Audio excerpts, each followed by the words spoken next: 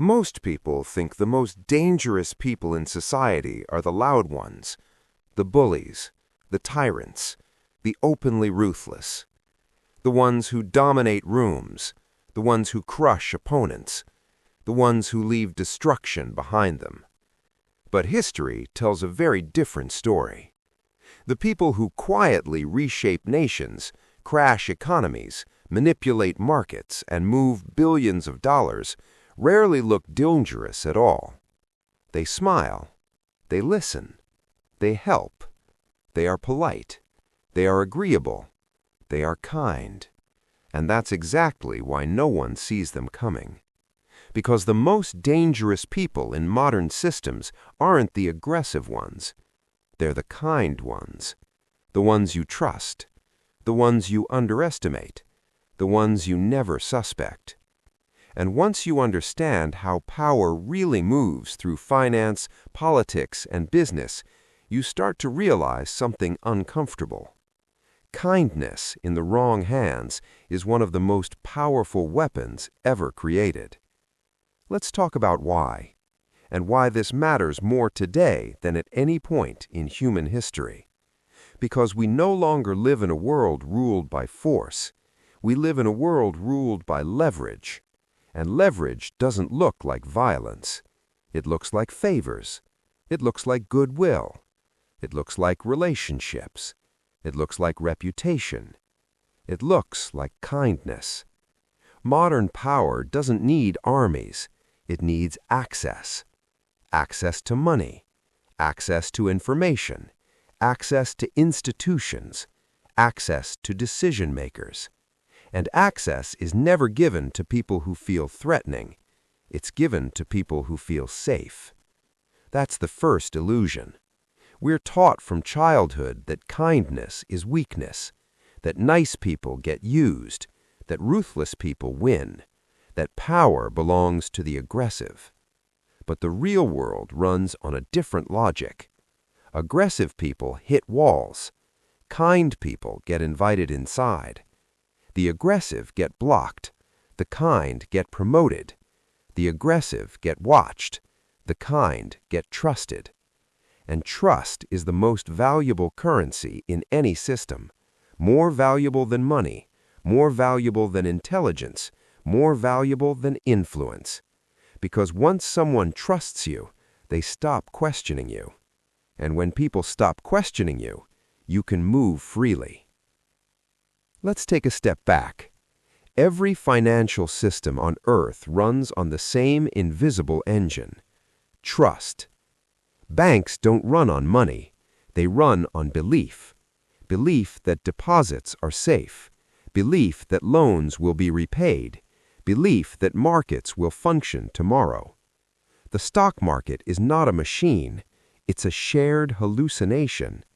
Everyone agrees numbers on a screen mean something. Everyone agrees pieces of paper represent ownership. Everyone agrees a promise has value. And as long as everyone agrees, the system works. Until someone exploits that agreement. History is full of these people. They didn't look dangerous. They didn't threaten anyone. They didn't force anything. They smiled. Take Bernie Madoff. He wasn't a loud predator. He didn't sell greed. He sold stability. He sold safety. He sold trust. His pitch was simple: low risk, consistent returns, steady growth. No drama. He didn't promise miracles. He promised reliability. And that made him irresistible. Charities trusted him. Banks trusted him. Governments trusted him. Families trusted him. For decades. And behind the smile, he was running the largest Ponzi scheme in human history. Over $60 billion. Gone. Not stolen with a gun. Not taken with threats. Handed over willingly, because he seemed kind. Now, zoom out. This pattern repeats everywhere. Corporate scandals, market crashes, political collapses. They don't start with villains. They start with trusted insiders. The ones who would never do that. the ones who have always been good to us, the ones who care about people, the ones who build reputations slowly, patiently, strategically, and then use that reputation like a master key. Because once you control trust, you control flow. Money flows to you, information flows to you, opportunities flow to you, power flows to you, and no one notices until it's too late. This is where the math gets uncomfortable. In modern economies, relationships outperform intelligence. Connections outperform competence. Perception outperforms reality. The person who can walk into any room and be welcomed will always beat the person who has to fight their way in. That's why CEOs don't look like warlords. They look like mentors. That's why hedge fund kings don't look dangerous. They look boring. That's why political operators don't look threatening. They look charming.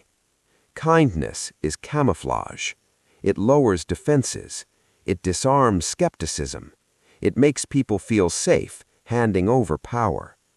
And the higher you go in any hierarchy, the less power is taken by force, and the more power is given voluntarily. Let's talk about the real system, because it's not what most people think. Most people believe power comes from money. That's backwards. Money follows power. The real engine is influence. Influence over decisions, influence over narratives, influence over timing. If you can influence when a deal happens, you control who wins. If you can influence how a story is told, you control public reaction. If you can influence who gets access, you control the future. And access requires one thing: likability. Not respect, not fear, likability.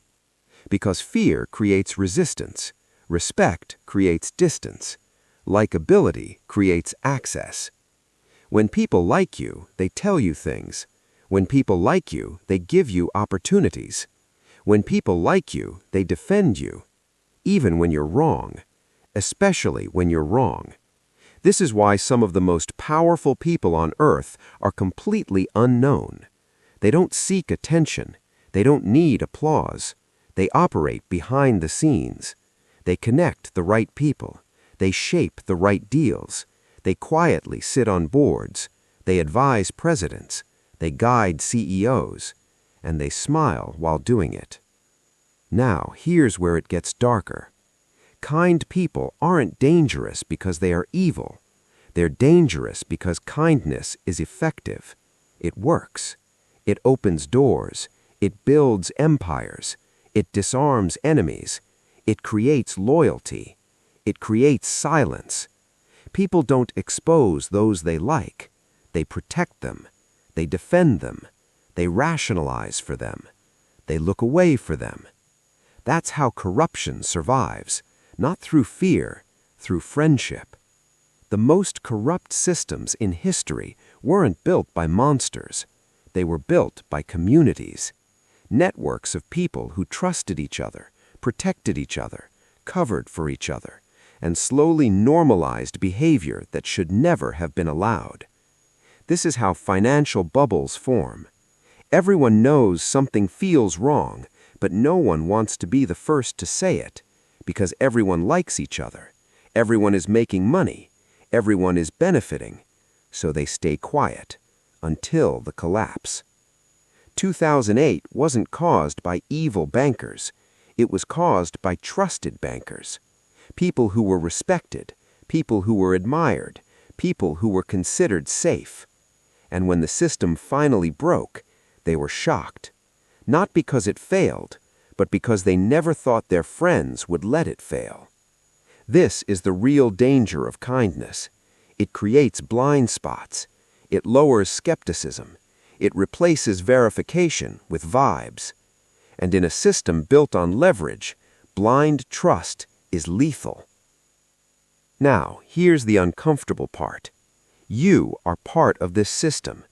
Every time you trust a brand because it feels authentic, Every time you follow a personality because they feel real, every time you believe a founder because they seem passionate, you're participating.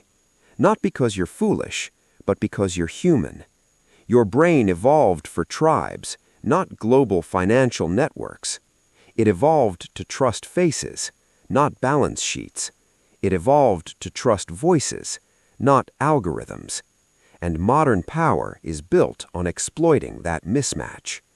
We are running ancient software in a hyper-modern system, which means the most powerful skill today is not intelligence, it's emotional engineering.